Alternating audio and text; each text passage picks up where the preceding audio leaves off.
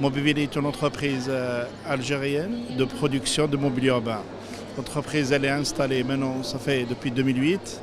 Elle accompagne les collectivités locales dans leur développement. Produit une gamme de mobilier urbain assez intéressante depuis maintenant 10 ans.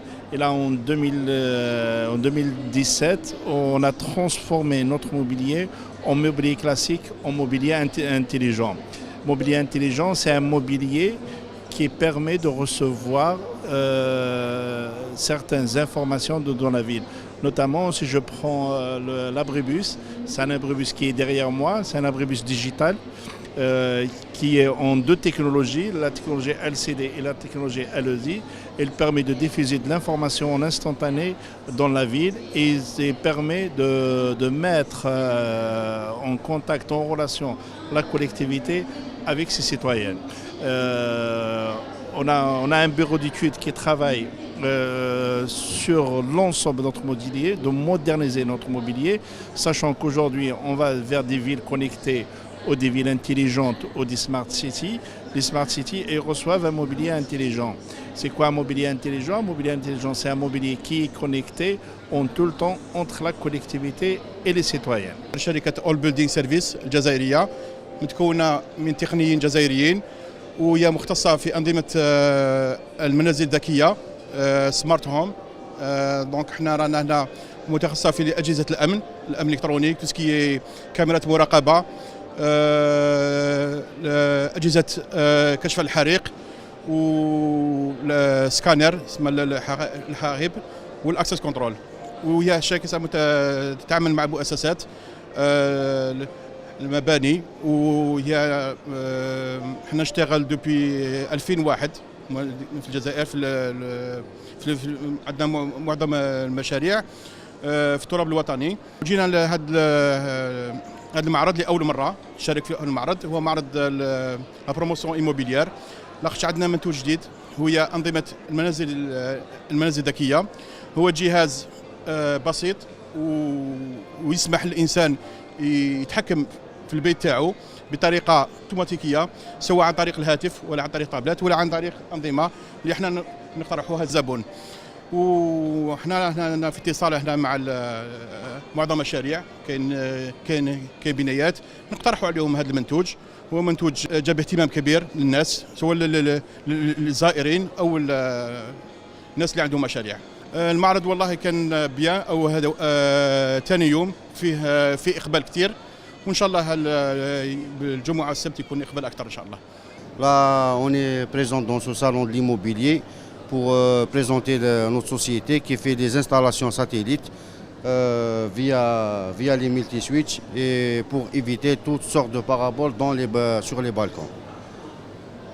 Là, il y a une présentation pour une installation via le système fibre optique et pour recevoir toutes les chaînes via satellite. On est c'est-à-dire avec partenariat avec des Turcs qui nous ont, c'est-à-dire qui nous ont proposé ces solutions. Et là, c'est-à-dire on va les ramener ici et les adapter à nos sites, à nos installations. Le salon, c'est une réussite pour une première fois en Algérie, un salon de l'immobilier comme ça. Il y a eu du monde, il y a eu beaucoup de professionnels et on aimerait bien que ce ne sera pas le premier salon et le dernier salon. We are from Turkey. We are Turkey company named Teknisat Group. We are manufacturer and exporter to around 20 countries.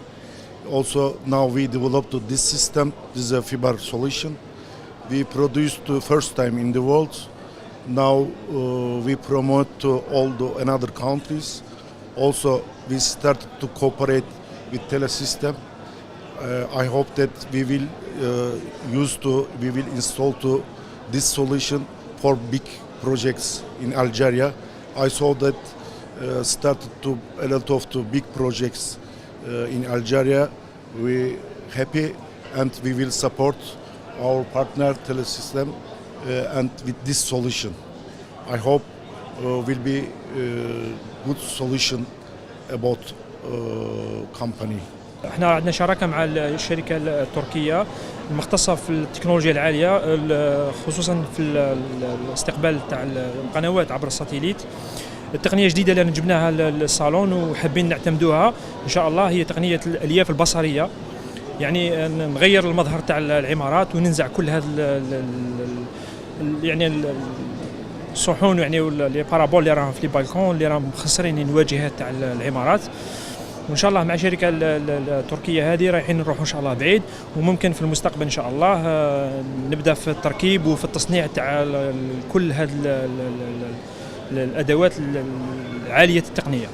Promotion Aït Issa Nasser, جاية في بنكسيلا à 40 km من la ville تاع بجاية, à 500 mètres تاع la plage, فيها F2, F3 et F4 face à la mer et derrière il y a la montagne. عندنا les F2 بين 50 و 70 متر مربع, فيه les F3 entre 70 و 90 متر مربع, و les F4 entre 90 و 136 متر مربع. La société Global Tech Solutions اللي هي spécialisée في le développement de logiciels informatiques sur mesure. دونك جبنا في هذا لو صالون حاجه جديده نقدروا نقولوا في لو مارشي تاع لي بروموتور ايموبيلي, اون سوليوشن انفورماتيك اللي تجيري لي تاش كوتيديان تاع لونتربريز دو بروموسيون ايموبيليير, لي دو زاكس لي طرافو شونتي, وتجيري ثاني لا كوميرسياليزاسيون دي لوجمون, البيع تاع السكنات تاعهم. على كل حال النظام هذا او البرنامج طورناه هنا في الجزائر مع لي زانجينيور تاعنا تاع لي زونتربريز تاعنا.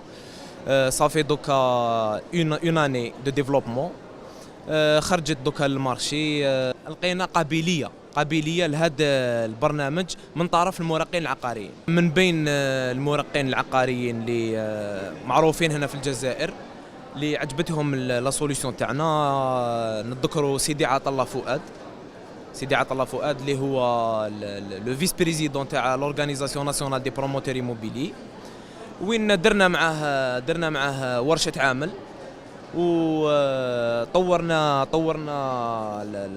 خصائص جدد في لو لوجيسيال هذا اللي تساتيسفي لو بوزوان تاع كاع لي بروموتور ايموبيلي.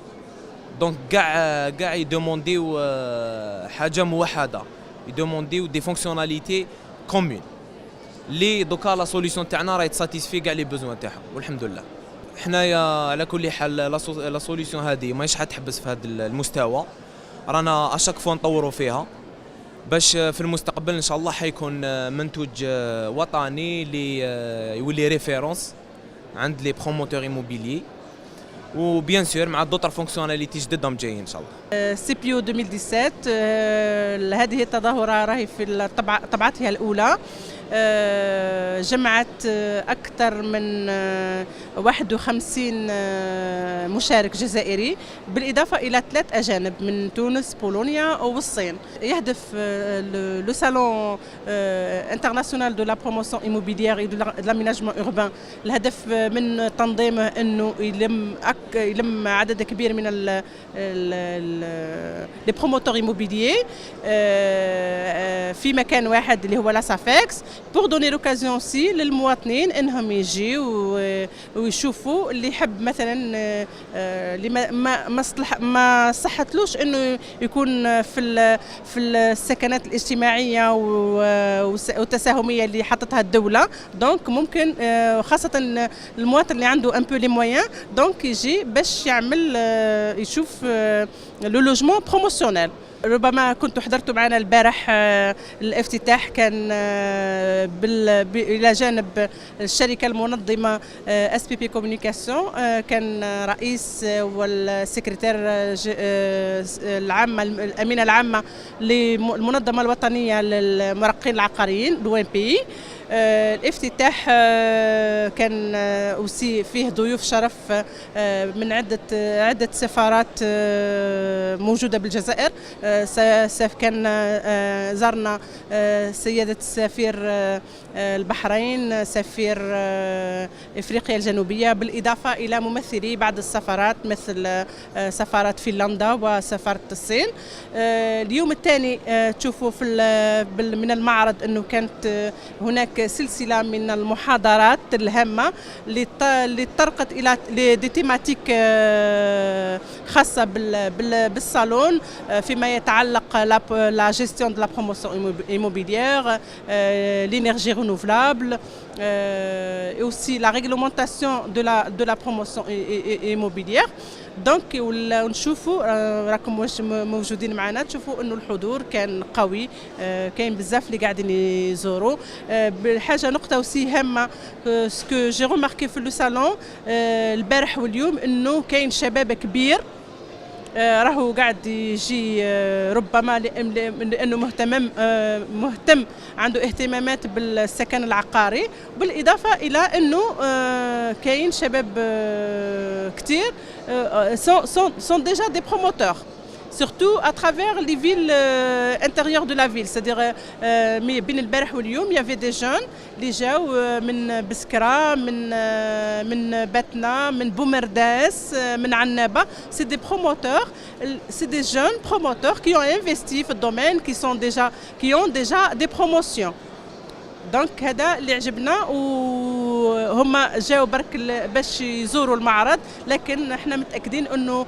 في الطبعات الجايه ان شاء الله راح يكونوا معنا في الصالون.